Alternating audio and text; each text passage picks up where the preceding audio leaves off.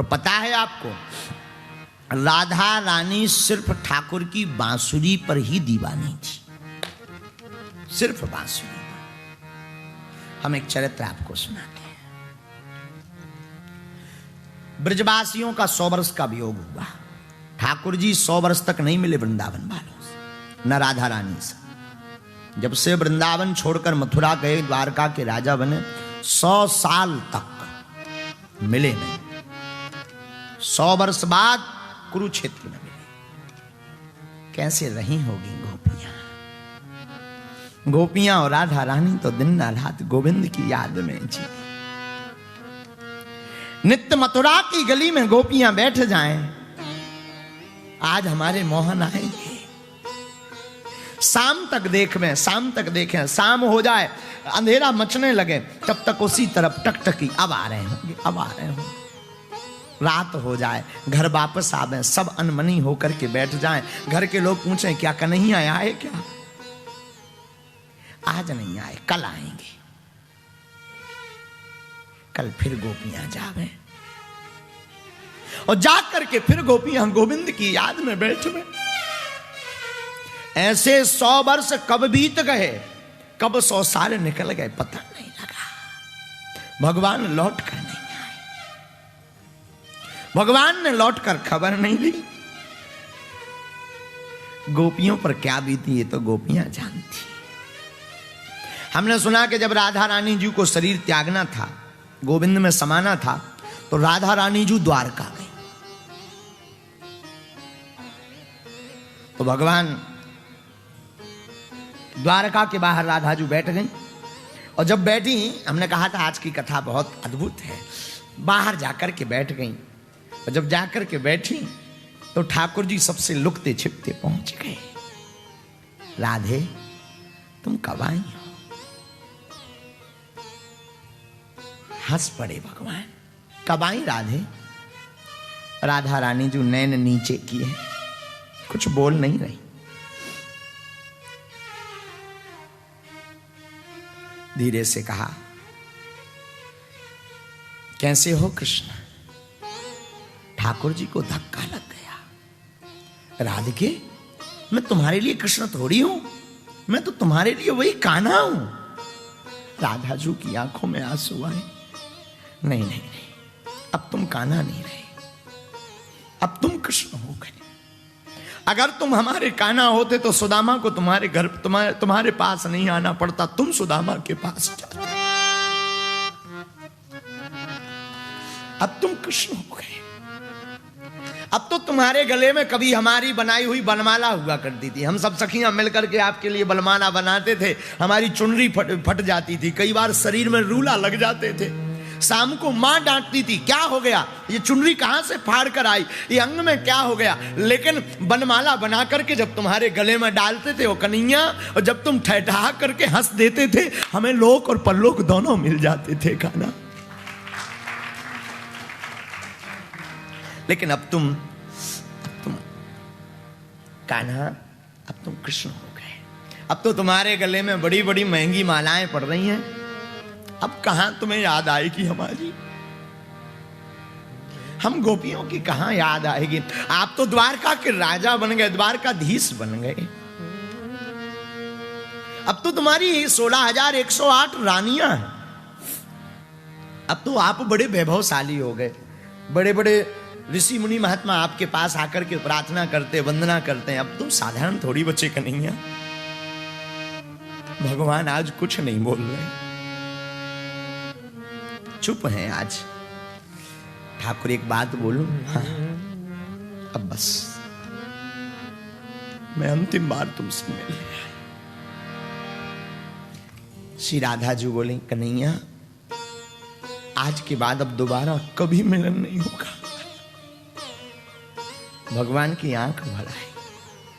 अब पूरी श्रीमद् भागवत में ठाकुर जी पहली बार हुए, पहली बार। कहां जा रहे हैं ये तो पता नहीं, पर जा रहे हैं। तुम्हें तो सब पता है। भगवान बोले, देखो कुछ मांगो तुम हमसे,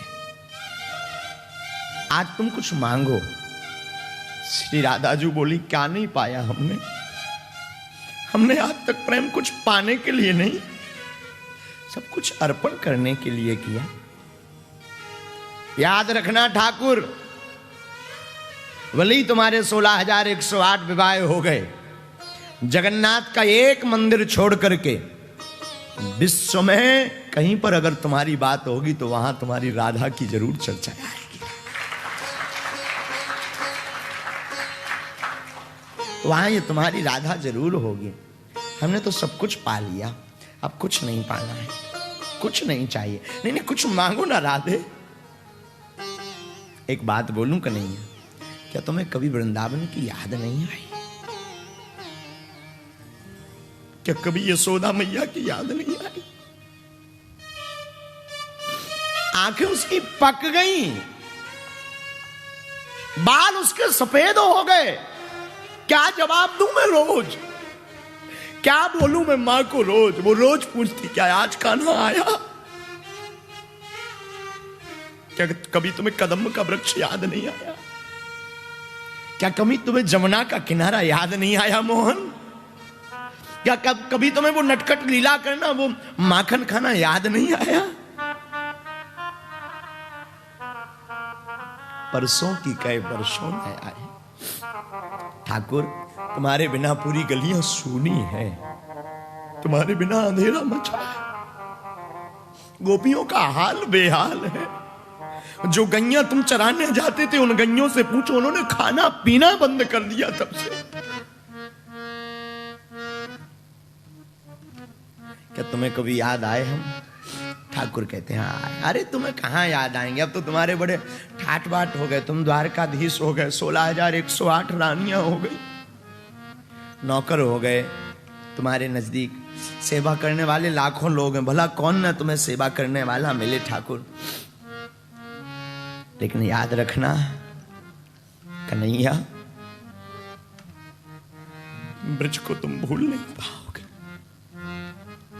ब्रज जैसा प्रेम तुम कहीं नहीं पाओगे। ब्रज जैसी प्रीति तुम्हें कहीं नहीं मिलेगी।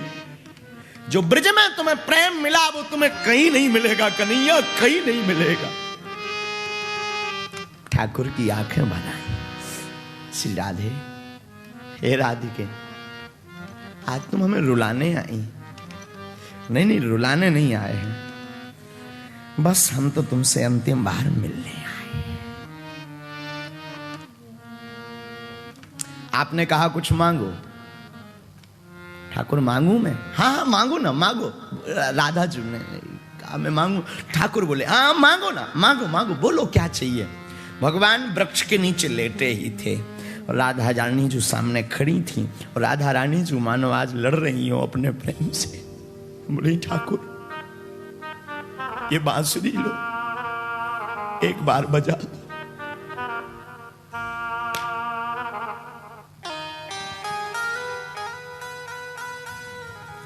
जब से तुमने वृंदावन छोड़ा तब से नहीं बजाई, अंतिम बार इसे बजाओ। कुछ नहीं चाहिए, अंतिम बार से बजाओ और कुछ नहीं चाहिए। भगवान की आज आंखें डबडबा गई, हमारे माधव की आज आंखें भर गई। भगवान ने वो मुरली ली और मुरली को बजाया, और जैसे ही हमारे ठाकुर ने मुरली को बजाया और मधुर तान सुनते सुनते राधा भी बेहवल हो गई और अपने आप को शरीर सहित गोविंद के चरणों में समाहित कर दिया।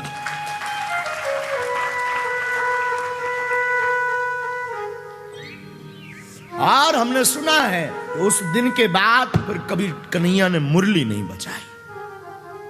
उस दिन के बाद कभी मुरली नहीं बजाई। ये मुरली कोई और नहीं, साक्षात शिव ही मुरली बनकर आए हैं। और हमें तो एक भाव याद आ रहा है, ये तो बड़ी करुण की बड़ी कथा है, इसको कितना बोलूं, क्या बोलूं। कई बार बड़ी विचित्रता लगती कथाओं में।